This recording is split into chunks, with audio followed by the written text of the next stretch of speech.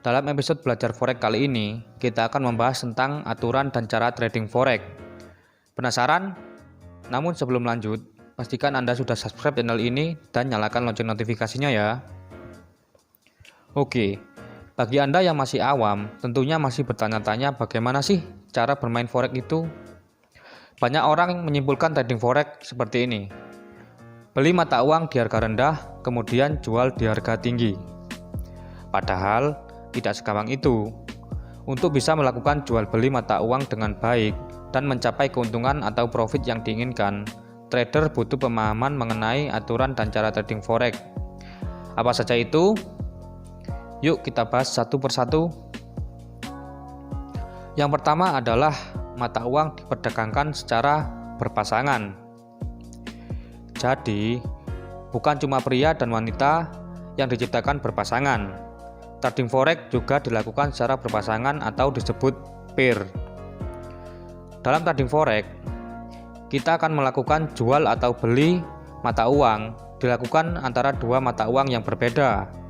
Karena itu, penyebutannya pun selalu berpasangan, di mana mata uang yang lebih kuat akan berada di depan. Misalnya, dolar AS dengan pound sterling Inggris yang disingkat GBP USD, euro dengan dolar AS menjadi EUR USD. Kemudian ada beberapa mata uang yang paling umum diperdagangkan dalam pasar forex, yaitu dolar AS atau disebut USD, biasa disebut juga dengan greenback atau BAC, euro atau EUR disebut single currency atau mata uang tunggal 18 negara, yen Jepang atau JPY, pound sterling Inggris atau GBP dijuluki sterling atau cable. Karena mata uang diperdagangkan berpasangan, maka dalam trading forex saat kita membeli atau buy suatu mata uang, secara otomatis kita juga menjual atau sell mata uang pendampingnya.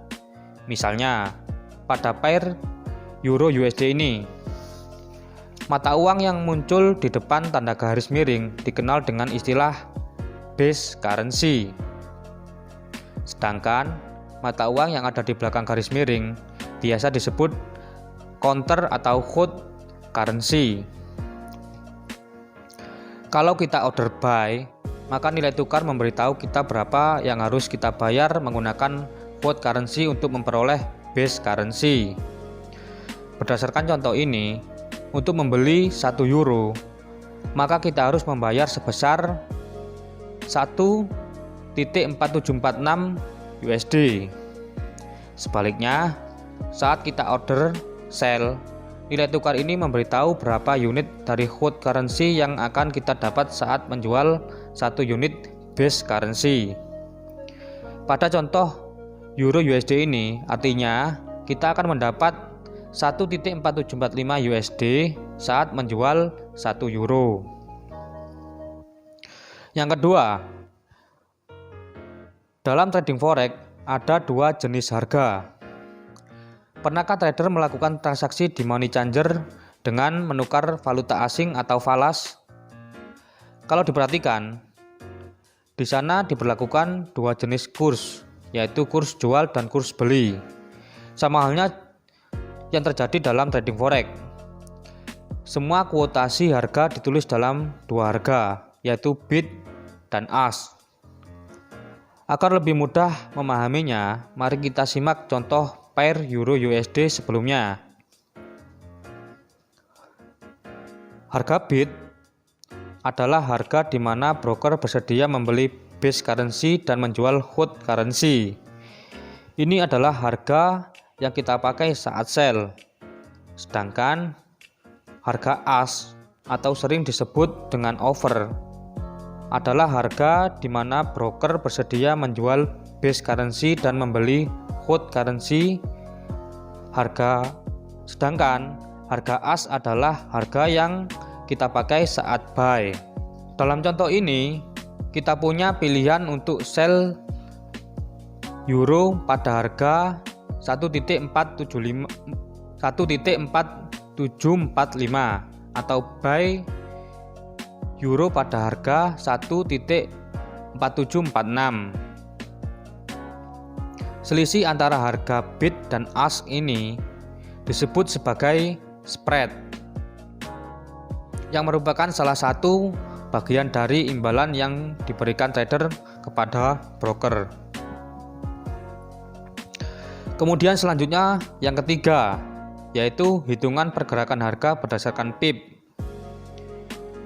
Dalam trading forex, pergerakan harga dihitung sejak mulai dari beberapa angka di belakang koma.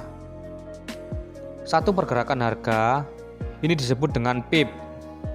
Misalnya, pada pair USD JPY bergerak dari angka 91.23 ke 91.24. Nah, ada kenaikan 0.01. 0.01 ini disebut dengan 1 PIP. Namun, seiring dengan perkembangan teknologi keuangan, makin banyak broker yang menyediakan fasilitas trading yang bisa memantau pergerakan harga hingga pecahan lebih kecil. Karena itu, tidak semua broker menggunakan kuotasi 4 dan 2 digit. Ada juga broker yang menggunakan kuotasi 5 dan 3 digit. Nah, broker-broker itu pada dasarnya menggunakan fractional pips atau bisa disebut dengan pipettes. Contohnya, jika USD atau JPY bergerak dari 91.234 ke 91.237, maka ada perubahan 0.03 atau sama dengan pipette. Bagaimana? Sudah paham atau masih puyeng? Jangan khawatir. Pada saat trading, nanti kita tidak perlu memusingkan perhitungan PIP atau pipette. Seputar forex juga menyediakan kalkulator pips yang dapat Anda gunakan. Untuk melihatnya, link yang akan kami taruh di deskripsi. Kemudian nomor 4 adalah tak butuh modal besar karena ada leverage dan margin. Oke, di pasar finansial, margin trading memungkinkan kita untuk trading forex dengan modal jauh lebih kecil daripada yang sesungguhnya. Untuk memperjelas, coba perhatikan contoh ini. Nilai tukar euro USD adalah 1.5712, yang artinya 1 euro sama dengan 1.5712 USD. Dan keesokan harinya, pasangan mata uang itu telah mengalami pergerakan poin menjadi 1.6712. Misalnya, kita membeli 100 euro, maka profit yang kita dapatkan adalah 1.6712 dikurangi 1.5712 kali 100 euro. Maka hasilnya adalah 0.01 kali 100 sama dengan 1 euro. Terus ada yang bertanya, loh, profitnya kok cuma 1 euro saja ya? Lalu apa menariknya trading forex? Jangan salah, profit yang didapat kecil karena modal yang digunakan hanya 100 euro saja. Sekarang bayangkan, jika kita deposit modal lebih besar, misalnya 10.000 euro atau setara dengan 150 juta. Jika dihitung kembali dengan deposit sebesar itu, keuntungan bisa mencapai 100 euro atau senilai 1,5 juta. Dari contoh ini, mungkin beberapa dari kita berpendapat, deposit sebesar itu, tapi keuntungannya cuma 1%, kita mati-matian cari modal 10.000 euro atau 150 juta rupiah, cuma untuk mendapatkan 15 juta saja. Sebentar, contoh ini adalah trading konvensional dengan sistem 1 tukar 1, yang artinya semakin tinggi modalnya, semakin tinggi pula untungnya. Tipe perdagangan seperti ini tentunya tidak akan menarik, khususnya bagi trader yang berkantong pas-pasan. Dari situlah dilahirkan margin trading dengan fitur leverage. Apa itu leverage? Leverage dapat diartikan sebagai daya ungkit yang ditawarkan broker agar trader bisa bertrading besar meski dengan modal kecil. Agar lebih mudah dipahami, mari kita perhatikan contoh berikut ini. Misalnya dengan leverage 1:100, kita cukup memberikan 100 euro pada broker untuk memperoleh modal 10.000 euro. Jika modal 10.000 euro ini dipakai trading dan mendapatkan untung seperti contoh sebelumnya, maka keuntungan tetap 100 euro. Dan itu artinya kita untung 100%. Kemudian yang kelima adalah margin bagai pedang bermata dua. Dari penjelasan sebelumnya, leverage dan margin dapat memberikan keuntungan kepada trader. Namun, itu sebenarnya seperti pedang bermata dua yang harus dimanfaatkan secara bijak. Misalnya, margin menyamarkan beberapa besar modal kita sesungguhnya, sehingga kita rugi yang sangat besar pun tidak akan terasa.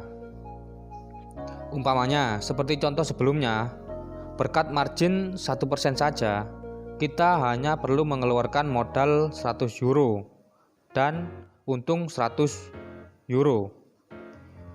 Tapi andaikan saja nih, euro atau USD tidak mengalami kenaikan, melainkan malah turun menjadi 1.4712, maka kita kontan akan rugi 100 euro juga. Karena itu, kita disarankan untuk menggunakan leverage dan margin yang sedang-sedang saja, yaitu sekitar 1:100 hingga 1:200. Kemudian yang terakhir adalah trading online tak perlu terus-terusan online. Perkembangan teknologi yang kian canggih sudah membuat cara trading jadi lebih mudah saat setelah trader membuka posisi trading. Anda tidak perlu memelototi komputer terus-terusan hingga mencapai target profit. Anda cukup menempatkan instruksi pada platform atau pada harga berapa target profit yang dianggap tercapai dan posisi trading harus tertutup. Meskipun Anda melakukan pekerjaan lain, posisi trading akan tertutup secara otomatis dan keuntungan langsung masuk dalam akun Anda.